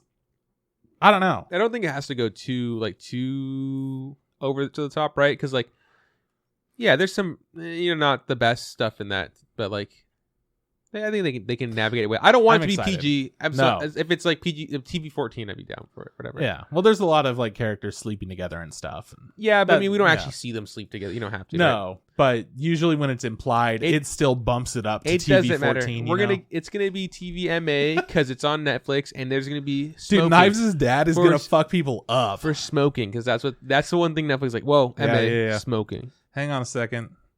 Is Scott lighting a cigarette right now? MA. Really? At a party? What a piece of shit. Smoking and language is going to get MA. Insomniacs After School is a new TV anime that's been announced. Never heard of it. It is the currently best running romance manga according to certain people. Okay. So, yeah, it's a current running romance manga. It's always exciting when there's a new... Like, we've gotten some comedy and slice of life shit that's been currently running that are, people have wanted it for a long time. And we've finally gotten certain things like Way of the House Husband, shit like that. Yeah. But we haven't gotten a romance in a while. Yeah, like Horimiya, I guess, would be kind of the closest, like, oh man, people are so fucking hyped about this romance thing. But that was more of a slice of life romance. I don't know if this is the same thing. but it is for sure people's like one of their favorites. Yeah, no, I agree. I feel like romance is one of the genres in, I guess, anime that isn't as popular as it once was. Like, yeah, and so it's cool if it's one of the tops. Let's fucking see it. I hope it's good. Did you say it's romance and comedy though? No, or it's just straight up romance? Yeah, because I feel like those. I mean, I'm sure that there are elements of everything. Yeah, but I feel like recently rom-coms go hand. It's what we get a lot. A lot of like it's like it can't just be like a serious romance. It has to be like there has to be a lot of jokes. So, True, but I don't know. I mean, we'll check it out. So this is an interesting one. Toonami is going to start airing Made in Abyss on January 15th. The reason that that's interesting to me is because I've always felt like Toonami is a very just like turn it on and check out some cool shit type of thing. And sometimes there are some like darker episodes of stuff that comes on. But Made in Abyss is a whole different kind of beast.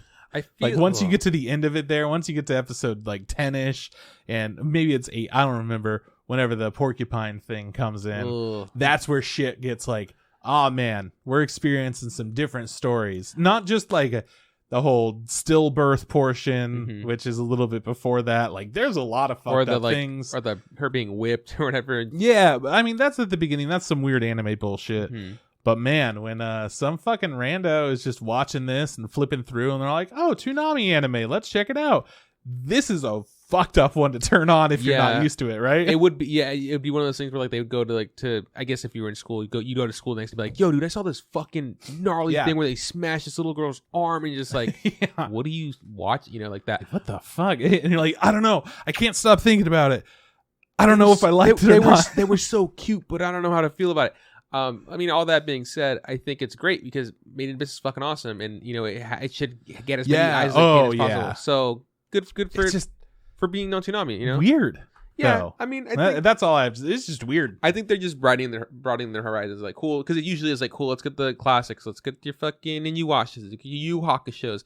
Let's get your fucking Trigons, and then let's fucking do fightings. Let's do fucking I have to say Spider-Man. Spider-Man. The Spider-Man the let's anime. Do Bomberman. Yeah, they do their Gokus and their their Narutos and their and your Bleaches and stuff. So it's like, it's good for them to get newer stuff, and they have get new stuff. I watched some Dr. Stone there, not like a year, which or two again ago. Is very like in line of what kind of shit would be on Toonami. Yeah, I just feel like this is I mean, there have been darker shows that have been on Toonami for sure. Yeah, but do you have one in mind? You're saying that like so certainly. Fucking Happy Sugar Life. Yeah. That was not on. No. Imagine though. Imagine that would be even more fucked up. Like, I was tuning into this one, and I guess it was about this pedophile chick that murders people for her little child. Really cute though. And it was adorable. And the little girl is adorable, dude. That show sucked. Yeah, no, that show was not my cup of tea. Is that your news? Yeah, I only have 3 pieces of news. One of them's hype. The other one is other people are hyped, so I guess I'll get excited too. Yeah. And the last piece of news is, good luck. Good luck, yeah. Good luck, new viewers. Good luck, stopping your parents from walking in on you watching Oh my Toonami. God, And you're just like, no, Mom, no, like... No, I swear, she was just supposed to be, she was just peeing on herself. No, hang on, she was throwing, she's almost dead. I don't know. She was fully clothed a second ago. I swear to God, Mom. They didn't shove a stick up his butt. I promise. That did happen. Yeah, that did happen. Why are you talking about his hard pee-pee? Yeah. Let's talk about this week's topic. Oh, yeah. That's fucking... what's it called? Over the Sky. And who's it by? Oh, I don't know. You would never know. This one's new. We don't know this. And I could tell right away. I was like, this must be a new studio showing off some work. It might not be their best, most polished thing, which it was not. No. But yeah, it's made by Digital Network Animation, and they are currently working on something else. But this is their only thing. Really? Okay. Yeah, this is their only thing at the moment. And look, man, I don't want to shit on you guys too hard. But we're going to shit on you. No, it's first like, goes are hard, dude. That's the thing, is that I'm like watching this, and at the very beginning I'm like, oh, this is probably some brand new studio. Like, you could tell it is fresh. Yeah. There's like there's one moment I think in the entire movie where I was like, that's a nice looking shot, like visually. Hang on. Can I guess? Yeah. Ocean? Yes. Yeah, she's like running along the ocean. Dude, and there's like the sky, and I go like, oh, that's pretty. Yeah, they did good. I was like, wow, they did a really good job on the sun refraction on the water there. Like, but that was literally it. Like, everything else, I'm like, this shit sucks. The designs are garbage. Oh, that's so funny to me. The monsters were shit. the animations were weak. It was like it felt like a showcase. You're right. It felt like a studio being like, look at all the different things we can do. We can't do them all very well, but look at all the things we can do. I don't even think of it as a showcase, but when you say that, I'm like, yeah, that music number makes more in the sense. Middle, right? Oh my god, dude, that just felt so out of place.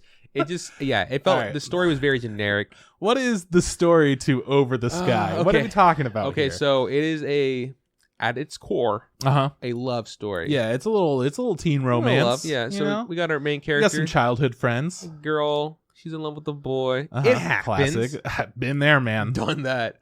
And they're together. They spend time all together all the time, and she, I guess, doesn't want to admit to herself that she loves him.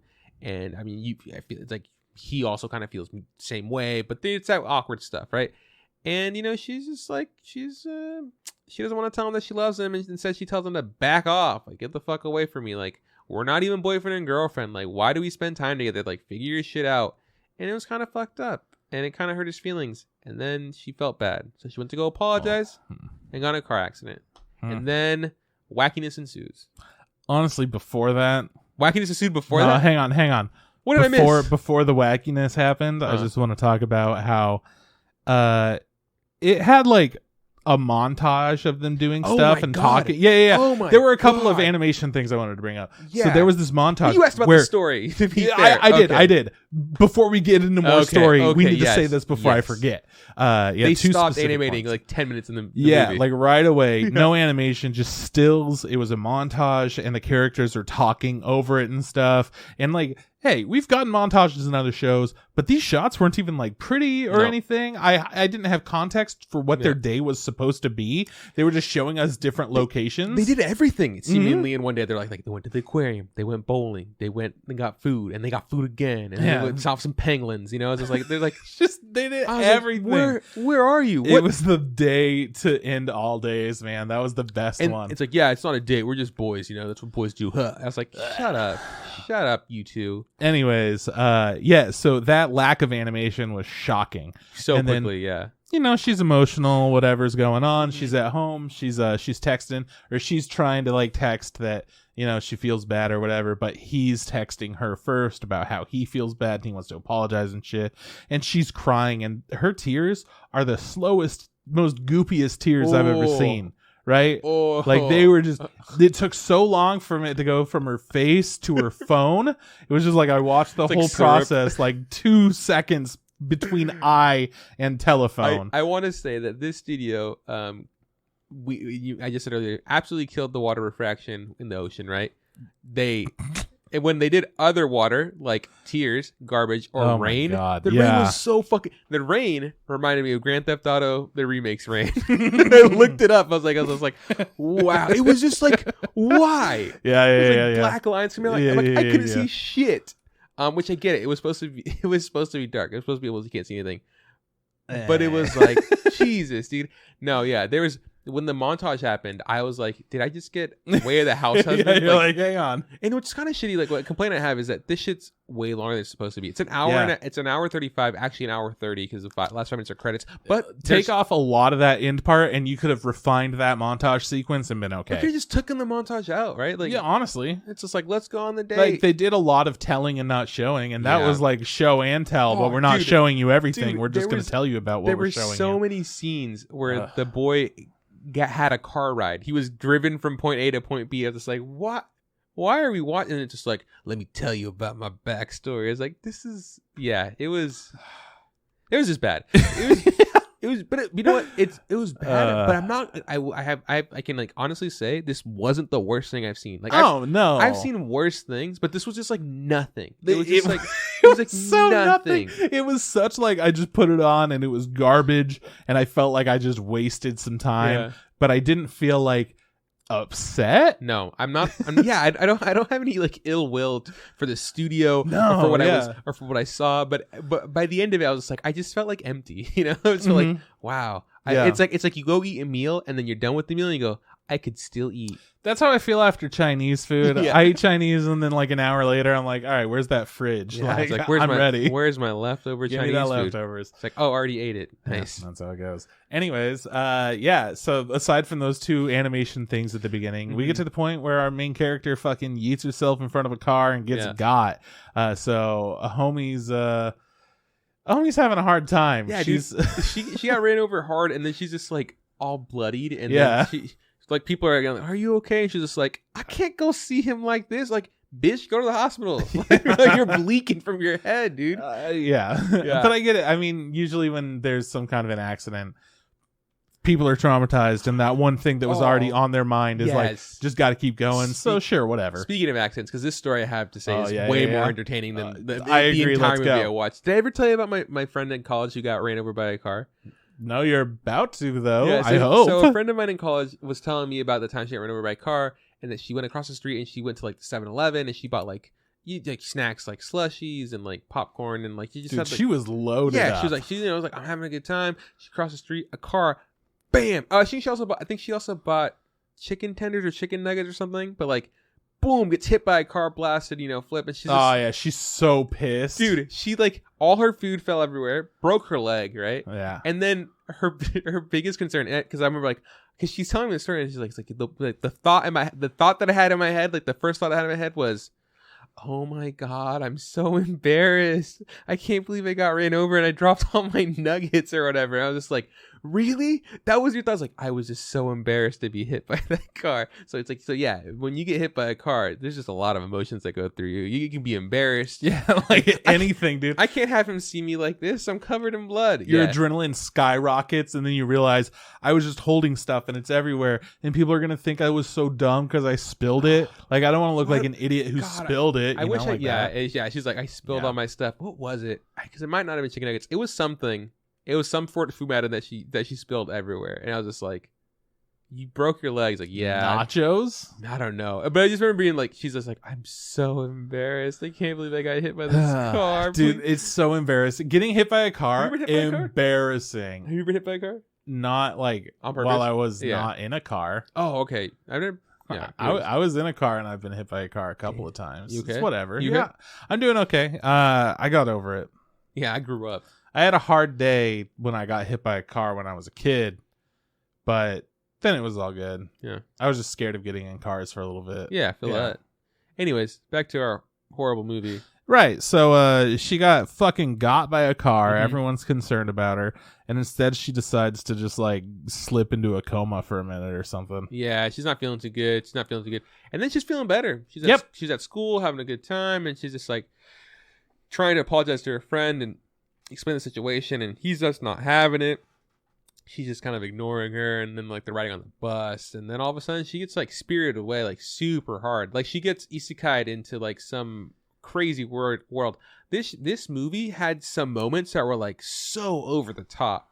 And this whole like, I'm gonna call them being like brain blasted with like this energy was just so overdone. I was like, this is shit. And it happens later. Something like that happens later. Where it's someone like crying or yelling, and I go, why the fuck did someone animate this way?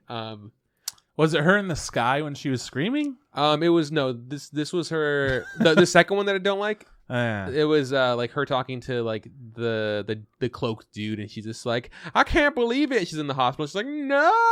And like it's like a zoom in on her face, and like her cheeks and shit are flaring. It's like, it's fucking awful. Yeah, there was one where she like rockets into the sky. That's and this one that I dislike. That I dislike. Yeah, I did not like how her mouth didn't move at all, but her like scream was dynamic. Yeah, and that was something I feel like, I guess we could talk about now. I felt like both of the lead characters didn't have appropriate voices for the characters. They felt like they were like 10 years older. Yeah, no. Yeah. Like their voices were more established. It felt like he's like, hey, just read your lines or whatever, and like, I don't know. They didn't feel like they fit, and I don't think it was just read your lines situation. Yeah. I think it was more like friends or something. Like it had to be like, you don't want to know. It just didn't feel right. You want to know what vibe I got? I got the vibe of being like, these people had probably been like voice acting for like a very long time, and it's just like they just wanted to get good names, and this was their break. You know, this is like it's like, oh my god, I'm the lead in this movie. I gotta give it my all or whatever, and like, and their all is just shit. And so like it just didn't fit. Like they didn't find the right tone with them because like I just don't think that they were cast right. I don't think that they did anything wrong with like they reacted appropriately, and I did believe their acting, but I didn't believe it along with the animation and the character models. Yeah, because they were supposed to be these high school students, and they sound like grown did adults. have like a pretty young look to their face too.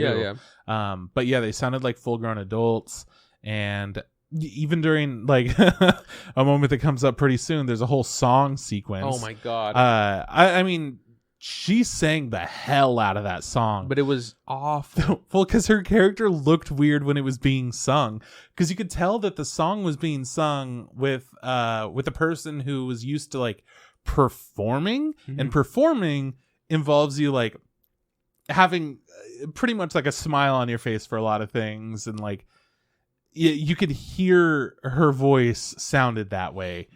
But the way that this character was doing things, I don't think that you could have gotten that tone and projection out of yourself if you were looking the way that the character did.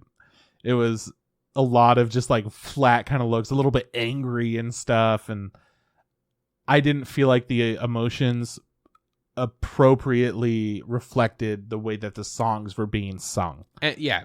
Or I guess the song, not songs. The very long yeah, song. The one song, yeah. Yeah, but I was saying it does feel like the studio's like, we can do music. Fucking we'll show them music. The animators and the song didn't mesh. Yeah, it was bad. Yeah. So she gets yeeted into the spiritual world where she sees like flying penguins and flying whales. And she's riding like a it was like a bus, not like a bus. What do they call it? Like a streetcar, kind of like a sure, yeah, a streetcar or like a subway type situation, like a rail car. It felt very like, hey, remember Spirited Away? We can do that too. It was very in that same tone of Spirited Away and The Cat Returns and stuff like that, where they were like, all right, let's send this young girl to a magical world. Yeah, to a magical world, but she wants to get back home. Yeah. She doesn't want to be there, which is different than the new It's a love things. story. It's a coming of age story. It's a musical. It has it all and has nothing. But yeah, she gets to this magical world. She sees like her stuffed animal, and it comes to life. And it's like has like a old man's voice. He's like, "Why do you talk like that?" And she's like, "Okay." And he puts on like a kitty voice, and he's just like, "Yeah, we're here in this fucking world where memories and blah blah blah," or some shit like that, right? And it's like, well, essentially, as soon as it went into, all right, I'll change my voice for you, I was like, I wish you committed to that bit, but it was just there for the bit. Yeah. I don't like this. The jokes didn't land. The voice comes back later for like a split second, but it comes back a few times. Yeah. But yeah, she's essentially being like shown like a bunch of like memories and from her life. And people and experiences. And then there's people who are grayed out, and then she meets another girl, and the girl's just like, she's like, don't listen to him. You want to go home. You don't want to stay here. And she's just like, what are you talking about? Everything looks great. And then she's just like, no, you got to go home. And then all of a sudden, like, she starts like phasing out and turning like black, and she's like, oh no, like freaking out, like over the top again. And then she's just like, just remember your best friend. And she's like, okay, I will. And then she like kind of gets a hold of herself and like, okay, we got to get a ticket home or whatever. And that's what kind of like the goal is to do in this magical world. Meanwhile, the boy is like doing his own shit, which blew my mind. I was like, I at one point was literally like, what the fuck is happening? I guess we did miss one thing. They on their date at one point, they went and got like tarot card readings or whatever. Yeah. And the boy saw like some like wispy things in the sky, and he like freaked out and like ran out of the what are they, the fortune tellers? Which is the booth. Japan always has these fortune tellers, right? Yeah, which is fucking dope. I wish I was a fortune teller. And like he's like pulling her too hard, and like, and this is what leads to the blow up of being like, hey, I'm not your girlfriend. Like, why are we doing this and blah, whatever. But yeah, you hurt my wrist, asshole. That's all I needed to be. Yeah. Just one of those, and be like, shit, dog. I'm so sorry. I panicked. Take your bracelet. I'm a dumb guy. Yeah. But then I remember like he's doing shit too. He's like he goes and sees a fortune teller. And like there's like some sort of relationship where they know each other from the past, which was like really unclear. And then it's just like the fortune teller's just like the mystic ways, and it's inside of you. Woo! And I was like, what the fuck, right? Like it just felt like all over the place. So obviously like there's this whole spiritual stuff that the main character girl's doing. Yeah, because she is comatose in a hospital now. Yeah. And while she's also, her spirit is now in the sky world, which is somewhere between, the space world and Earth. Yeah, which is so funny because like she's just like she's doing all this stuff, wants to get back, but she doesn't remember her being in the hospital or whatever. Like she's just like whatever. Like I gotta get back. Meanwhile, down in Earth, like our dude's just like, I gotta get her back. I gotta go talk to the fortune teller. Yeah, but before that, because how would he know where she is, right? Yeah. Well, it's because she called him while she was in a coma, and he was sitting next to her body. Yeah. And she's like, bro, what up, bro? And he's like, am I tripping balls right now? And then he gets spirited away for a second, and he comes back to Earth. And then he goes to the fortune teller, wherein he's like, yo, dog, I got some freaky spirit shit going on. She's like, let me hook you up. And then he's in a coma, and she's like, fuck. Yeah. But she's just like, I know. She's like, I know you can do spirit stuff. Don't do it. He's like, I'm out. And he like fucking was it Doctor Strange himself, leaves this mortal plane and he just goes somewhere else, and it's just like he's just disappearing for a super long time. I think I want to say the musical number happens, and then after the musical number he comes and saves her or something like that. Yeah, because the music was like 45 minutes in. Yeah, but I was sitting there watching it happen, and I was like, wait, is she singing? Why is she singing? Yeah, What's happening right now? And then it just kept going, and I'm like, please let me off. Yeah. I want to go back to the spirit world. I want to go home. Yeah. Yeah, it was fucking bizarre. Yeah. And from that point on, it became like the most convoluted bullshit ever. Then beforehand, we took a lot of different steps to get where we were, but then once we were there, it was like, so you got to get back home, and then battle to the death. For some reason, it took forever. Yeah. And then there's a cloaked man shows up, and he's just like, hey, you ain't going nowhere, baby toots. And he turns into some weird creature. But he keeps his head. He does. And it's bigger, so it doesn't look weird on the body of a diamond panther. Exactly. And then her stuffed animal comes in, and he helps her, and the boy comes, and he protects her, and they're gonna confess each other's feelings, and he dips out again, and she goes in the stuffed animal's mouth. So much shit happens that I go what the fuck's going on? Yeah, well, to be clear, the stuffed animal is half her size, and then it gets changes. Really big. Yeah. And it just wrestle yeets this monster into an explosion in the distance. Yeah, it does kind of come down to the scale was weird. Yeah, then she ends up back at the hospital. She goes and tries to see her boy, and she phases through him, and then realizes, oh my god, I'm dead, I'm dying. Fucking happens to me every time. Yeah. And then the cloaked dude is essentially the devil, or some sort of reaper. He's just look, sure, it's time for you to go, you're gonna die, just fucking die, let's get out of here, you got a few more minutes. And she's like, no, I don't want to die. She has the worst over the top reaction. Then dude, I don't want to die either, though. I totally relate to her. Yeah, no, I get it. Every day I'm like, no, not today. Not today. Maybe later, but not today. I'll wait until the 80, 85 mark and start checking in. I still gotta watch Eternals, so yeah. But I mean, I'll just tell you the ending of that. You can watch it 20 years later. Yeah, you fucker.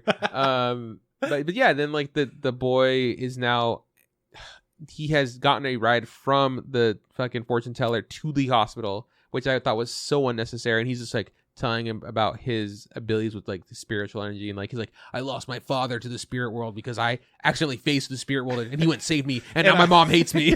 And I'm sitting there dude, who cares? Dude, didn't shut ask. The fuck up. Yeah. Did not ask. Dude, shut up. Yeah. And then he gets to the hospital, and he's he sees her spirit self crying in the lobby. So he goes, talks to her, and it's just oh my god, I'm dying. And she phases out. And then he does something that really blew my mind.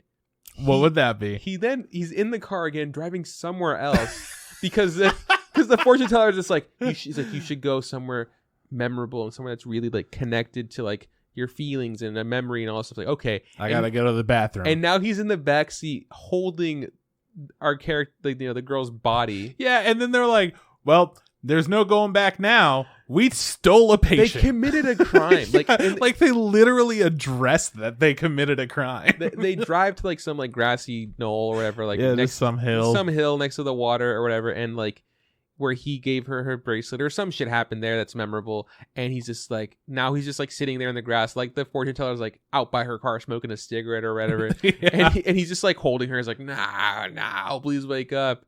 and she still doesn't wake up. Her and bracelet's like shattering for some reason. At this point, I was like, there's still like 30 minutes left, and be like, what the fuck could possibly happen? Well, 5 minutes of credits, I can tell you that for sure. I did know those 5 minutes credits. Then eventually she ascends, and like there's like a god. There's like the old dude and some chick who was. So there were two some chicks in the spirit world. Yes. Okay, the second some chick the first some chick that I was talking about turns out to be her goldfish that died, right? Also, we got to see the goldfish at another point. So there were some foreshadowing events, but honestly, it was just like, what the fuck, you guys? Like, the girl's like, I remember who I am now. I'm your goldfish. I'm your goldfish. And the main character girl's like, yep. Seems that up. I think it was like Kisan or something like that. Kii. Yeah. But the other older lady who was like actually this like an old just lady grandma. Who was her it wasn't even her grandma. It was like some lady from the neighborhood that was like that she liked a lot. Neighborhood grandma. She saw her there and she's like, oh, she loved her. She turns into some sort of goddess and she's like, are you ready? She's like, I'm ready. You know, Lakshima looking motherfucker. Yeah. And instead of going to like either doors that are presented to her, she goes, fuck that. She goes even higher. She goes above the sky. You can't do that's like illegal. That's like not even part of the title of this anime. I do like that the conversation goes. It's like she's like, what is above the sky? Like the horizon? And the guy's just like, no. She goes, what is? No, she didn't because she says like, what is between the sky and like in the space, whatever. Dude, what is in? There's a lot up in that stratosphere. And the guy's just like, that's called above the sky. And he's like, yeah, that's where I want to go. So wouldn't you know it?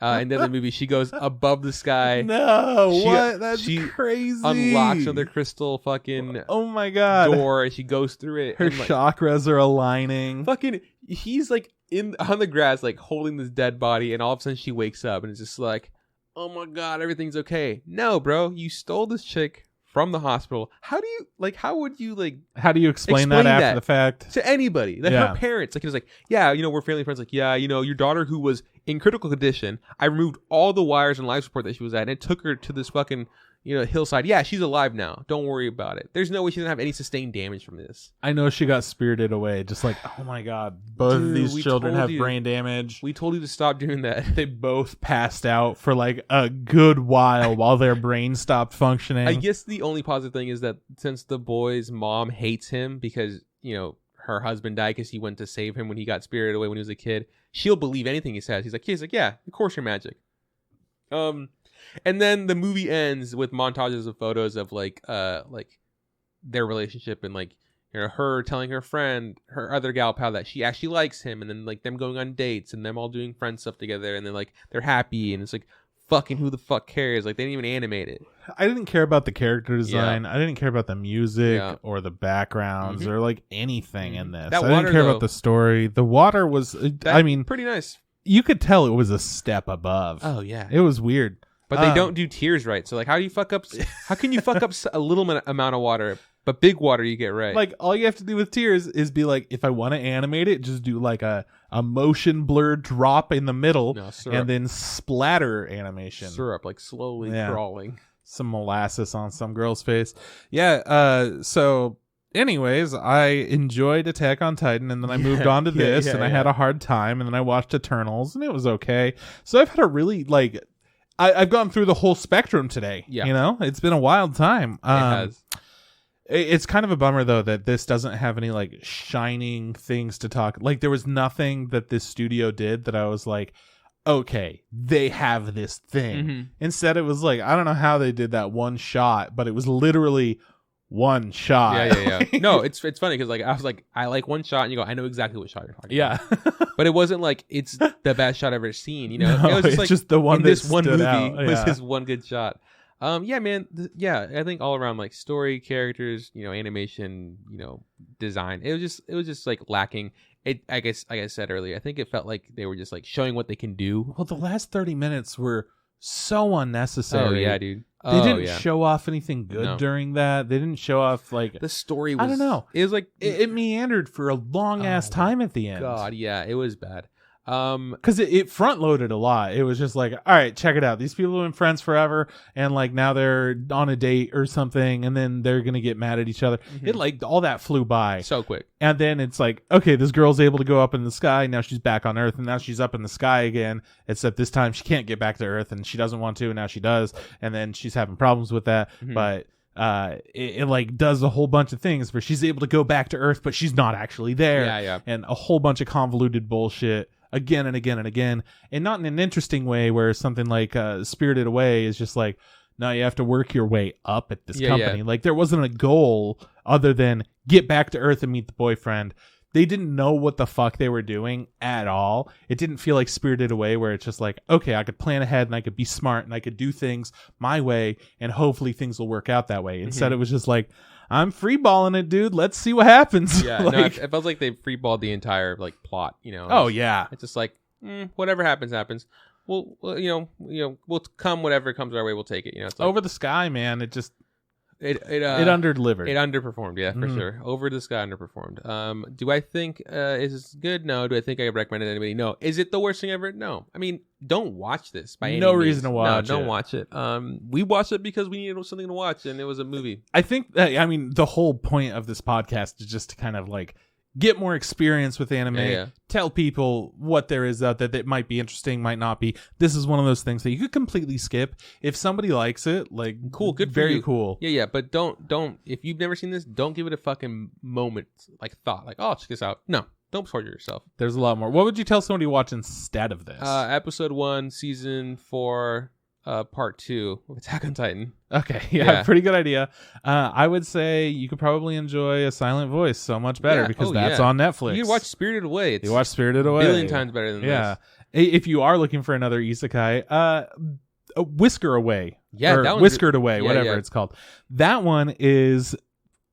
It's like very childish. It's not my favorite kind of movie like that, but I feel like it's doing everything in a much more charming way than this did. That's one with the cat mask, right? Yeah, that one we recently, I think we saw this last year. Yeah, 1,000 times better than this now. Yeah, well, yeah. Billion times better than they this. also hit that same point where I was like, I didn't really care about it, but it was okay. Yeah. This one was like, I don't care about it and wasn't okay. It wasn't okay. But it wasn't the worst, which is like all I can really say, which is like kind of okay, like good for them, because maybe they get better, maybe they improve, maybe they find out like what they're actually good at and like just do more of that, right? Or maybe they found out that they need more refined projects. Maybe they shouldn't try something as ambitious as a movie. A movie, like and like a lot of studios start out with OVAs and stuff. Yeah, you know? or an episode on someone else's show or whatever. You know, like start out with an outro or an intro. You know, animation. It's like a commercial for fucking yogurt or something. I don't know. Yeah. But just anything. Maybe not this. I was not a big fan of this movie, and oh well, it is what it is. Yeah. Next week, though, if we aren't a big fan of Belle, that's going to be a bummer. I think that we will. I feel like it can absolutely do better than this movie. So it has a recipe for success in my book. It's got music, which I'm into. If they put an emphasis on it. There wasn't an emphasis put on music with Over the Sky, and they just threw a whole like fucking song in there for no reason. She sang about a lot of things, and she went to a lot of places, and it felt unnecessary. Yeah. So, but with Belle, I feel like there's a bigger focus on that. You have the Beauty and the Beast aspect. You also know that Hosoda's worked on other things that are very similar to it, like Digimon and Summer Wars, where it just has this giant cast of random characters that could be around at any time. Yeah. And they all look different, and it's got its own personality. Anyways, it has a lot of things that I'm looking forward to. But that also means I'm going in kind of like, hey, it can be bad. Yeah. But it can't be as bad as this. So no, it can't be. So yeah, we'll be watching that, reviewing it next week, and then probably week after that, I think we're doing probably the preview or something. Yeah, we're doing the preview. Yeah, that's the plan. But that's it, man. Yeah, if you like our theme song, check out Not Mars on Spotify. Triple Cool to find us. You can find us on Facebook. Look up the Instagram Podcast. Same thing goes for Instagram. Look up the Instagram Podcast. If you want to send us a tweet at Instagram Pod. Podcast Benefit. And you could shoot us an email, InstagramPodcast@gmail.com. We will be streaming this every week, sometime, usually around 9 p.m. is when we start West Coast time, on twitch.tv/Crispather. And thank you guys for chilling with us and letting us tell you about a movie you shouldn't watch. Yeah. We had a great time. This is bye from Juan. See you around from Chris. Hey, don't forget. Just add hot water.